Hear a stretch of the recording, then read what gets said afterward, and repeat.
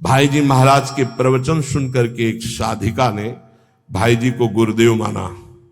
कभी नहीं देखा था, केवल कल्याण पत्रिका पढ़ी और भाई जी के वचन पढ़े और गुरुदेव माना।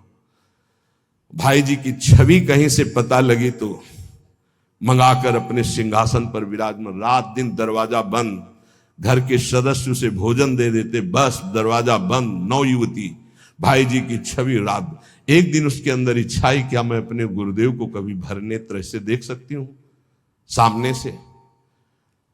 वो सत्य सच्चिदानंद में मेरे गुरुदेव क्या कभी चलकर मेरी कुटिया में? असंभव। किसी नगर के किसी एक घर में बंद वो रात दिन गुरुदेव के अनुसार भजन करती और इच्छा जागृत हुई, क्या भाई जी कभी चलकर हमारे दरवाजे पर आएंगे? पर जाकर जहीकर सत्य सनेहु सोते मिले न कछु संदेहु। भाई जी तीर्थ यात्रा के लिए एक ट्रेन निकलवाई थी जिसमें सब भक्त थे। वो एक स्टेशन पे रुकी, अचानक आकर्षण भाई जी का हुआ। स्टेशन से स्वयं अकेले उस नगर में गए।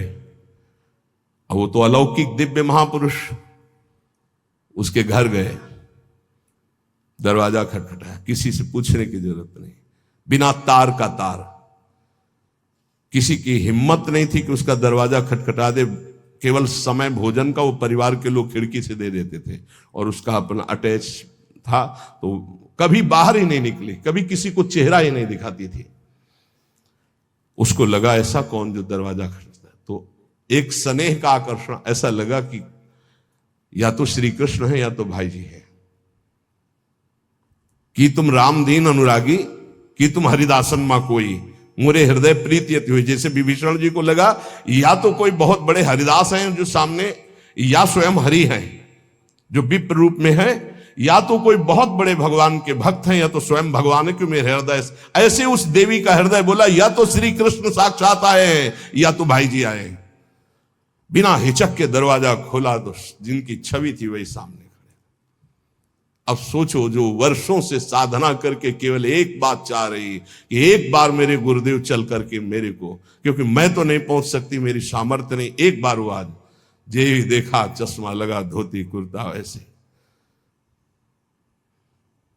अब वहां नेत्रों से बात होती, बोलने की हिम्मत नहीं रहेगी। अंदर गए, दरवाजा बंद, रो पड़ी चरणों में। भाई जी ने कहा कि श्री कृष्ण की अपार कृपा आप पर है। कहा बस अब मुझे और कोई श्री कृष्ण नहीं चाहिए, हो गया। मेरी आखिरी इच्छा थी कि गुरुदेव एक बार मुझे साक्षात दर्शन दें। थोड़ी देर बैठे, उसने कहा मेरी एक प्रार्थना है, अब आप दोबारा कभी यहां बताइएगा। भाई जी ने कहा ऐसा क्यों कहा? बोले आप जब आओगे तो अब हजारों लोग आएंगे और मैं ये नहीं जानती कि आप भी अब जान पावे कि मैं आपको कितना प्यार करती हूँ।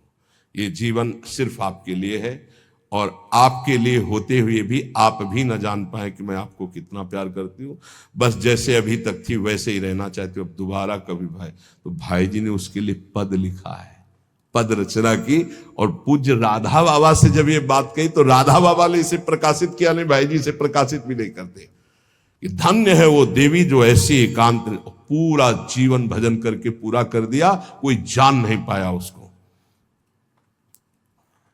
जो अपने आराध्य देव के लिए इतनी गुप्त आराधना की जा सकती है, फिर हमें संसार और संसार के संबंधों से क्या? इसलिए ये जीवन हमें केवल भगवत प्राप्ति के लिए। स्वीया सर्वे जिघांस्यन्त्यः बहुमृषा स्ने पाशैर् निबद्ध। ये स्वजनगण अत्यंत झूठे स्नेह पास में बांध करके तुम्हें मार देंगे, मार देंगे। जिघांस्या, तुम्हें मार देंगे। मान लो कैसे मारा जाता है ये तुम नहीं जान पाते हो। माया बहुत विचित्र है, बहुत विचित्र है, ये देखा है। इसलिए प्रार्थना है बहुत सावधान, बहुत सावधान। परिवार के लोग अच्छा समझते हैं, जब आप भोगों को स्वीकार करेंगे, भोगों में उतरेंगे, रिश्ते नातेदारों में उतरें, उनको बहुत अच्छा लगेगा। क्योंकि माता आपसे प्यार करती है पर दो चीजें देखती है, आपका पेट भरा है, आपको अच्छी नींद आती है, आपकी भोग सामग्री पर्याप्त है, बस इतनी उसकी ममता की वृत्ति, इसके आगे वृत्ति नहीं। और गुरु एक बात देखता है, तुम्हारा देह राग कम हो रहा है, तुम्हारा देहाभिमान नष्ट हो रहा है, तुम्हारा भोगों से राग कम हो रहा है, तुम तपस्या में आगे बढ़ रहे हो, तुम जितेंद्रीय हो रहे हो, तुम्हें भोग कोई प्रिय नहीं लग रहा, धन्यवाद, चलो आगे। गुरु स्वरूप में स्थित करता है, माता पिता देहाभिमान में पुष्ट करते हैं। इसलिए बहुत होश में स्वीया सर्वे जिगांत्यंत्या बहुमृषा स्नेह पाशर निबद्ध है। श्री वृंदारण्याय महमहित समाजात कदा निश्चितत्वाम। हे भाई, वृंदावन में केवल रसिक समाज को अपना समझो, उनको पाकर आश्रित हो जाओ, और सब अनिष्टकारी समाज है, अनिष्टकारी। कोई तुम्हारा इष्ट प्राप्ति में सहयोगी नहीं है, सब इष्ट में बाधक हैं, इष्ट में बाधा पहुंचाने वाले हैं, और कोई नहीं। एक बात अच्छे से समझ लो, अगर हमारी कहीं दुर्गति होती है तो देह और देह संबंधी भोग और देह संबंधी रिश्ते नाते यही दुर्गति का कारण बनते हैं। इसलिए हे उपासक, अपने ऊपर कृपा करो, अपनी दिनचर्या अपने इष्ट के बराबर किसी को मत मानो। इष्ट और इष्ट की दिनचर्या तुम्हारी इतनी प्रवीण, इतनी सुदृढ़ होनी चाहिए कि हम समय देंगे तुम्हें मिलने के लिए। हमारी रुचि होगी तो तुम्हारे समय में हम अपने समय को बर्बाद नहीं करने, लेकिन समय बर्बाद पहले ही कर रहे, उनके समय का महत्व क्या रहा। साधक चाहे गृहस्थ हो या विरक्त हो, उसकी दिनचर्या भगवान है और उस पर ध्यान दिया जाए, उस पर दृष्टि दी जाए। चाहे जितनी जैसी शरीर की परिस्थिति हो, यदि दिनचर्या को भगवान माना है तो वो भगवान अदीप सामर्थ्य देते हैं, वो दिनचर्या होती है। ये बात हमारी प्रार्थना मान लो, ये दिनचर्या तुम्हारी भगवान है, इसे मानो, इसे स्वीकार करो।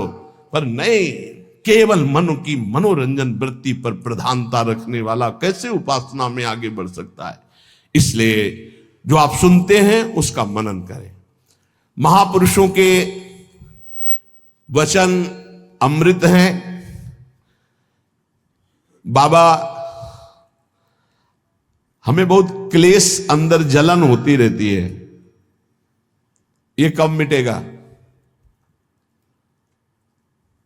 गृहस्थी के भी कार्य कर रहे हो तो, या साधना कर रहे हो तो, ये अंदर एक जलन होती रहती, ये कब मिटेगा? बहुत बड़े सिद्ध महापुरुष काशी के श्री हरिहर बाबा जी महाराज, ये कैसे मिटेगा?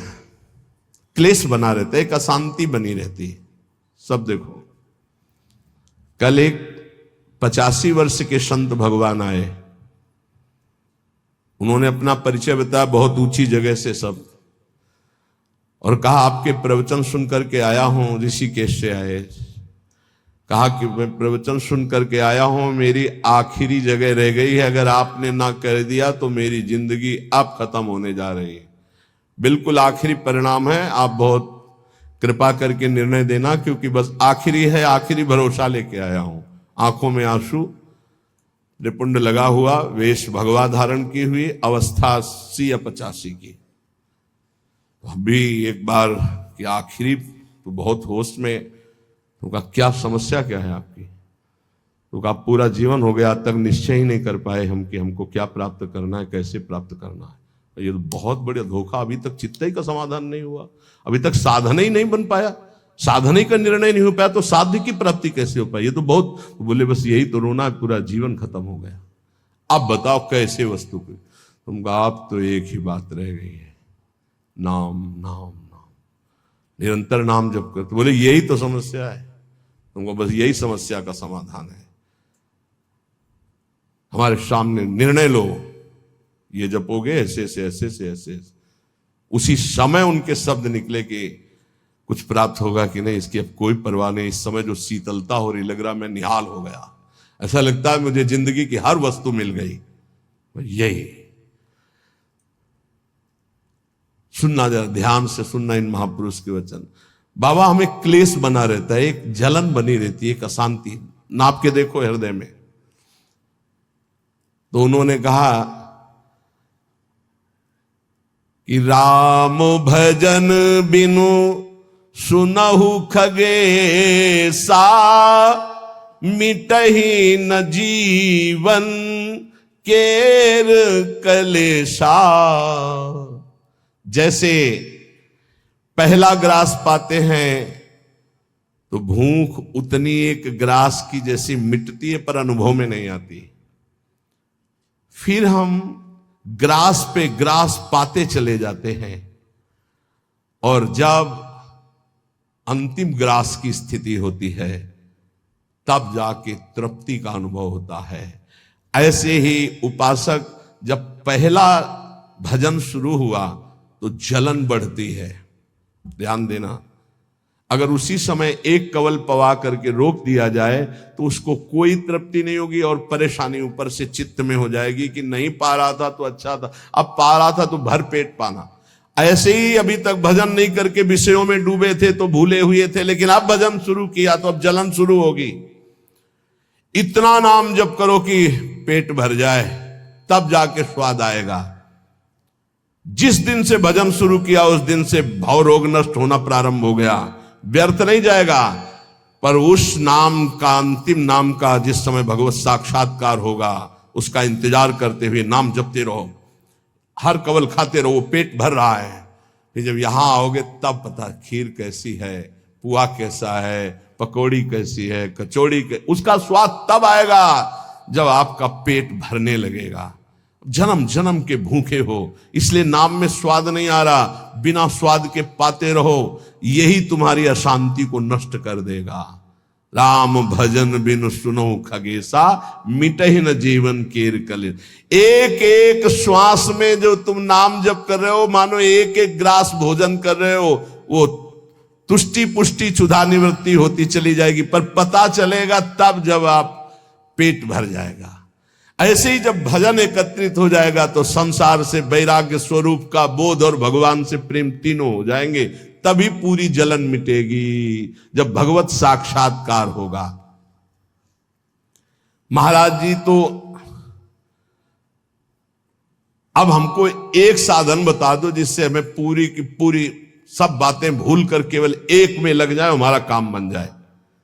तो कह रहे सुबह से लेकर नींद तक और नींद से लेकर सुबह तक, चेतना से लेकर मृत्यु तक तुम्हारा नाम न छूटे।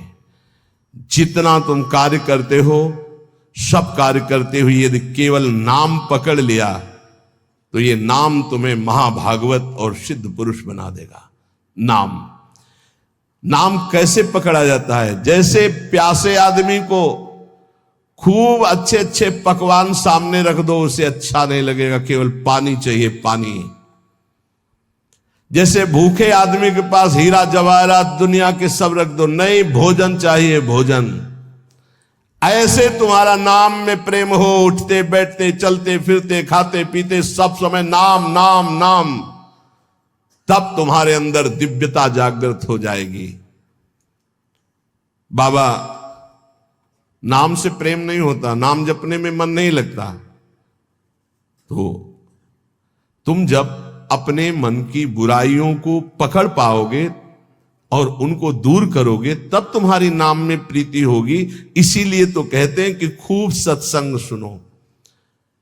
जब तक सत्संग नहीं सुनोगे तो तुम्हें पता ही नहीं चलेगा कि तुम्हारी गलतियां क्या क्या हैं, बुराइयां क्या क्या हैं। सत्संग सुनोगे तो सत्संग से दो बात होती है, अपनी बुराइयों का पता चलता है और उनके त्यागने की बलवृत्ति मिलती है सत्संग से। भक्ति स्वतंत्र सकल गुण खानी, बिनु सत्संग ना पावई प्राणी। भक्ति, निरंतर भजन इस समस्त गुणों को प्रकाशित कर देता है, पर बिना सत्संग के शुद्ध भक्ति का जागरण नहीं होता। इसलिए सत्संग से हमारे अंदर जो बुराइयां हैं वो समझ में आती है। बुराइयों को दूर करने की सामर्थ्य भी सत्संग से आती है। फिर सत्संग से ऐसा मन सावधान हो जाता है कि बुराई करने की तो बात जाने दो, बुराई की समीपता बर्दाश्त नहीं होती है, बुराई का चिंतन बर्दाश्त नहीं होता है। हृदय दर्पण की तरह साफ हो जाता है, जरा सी भी बुराई बहुत बड़ा पहाड़ जैसा दिखने लगती है। ऐसे उपासक के हृदय में नाम के प्रति प्रियता हो जाती है और वो खूब निरंतर नाम जपने लगता है।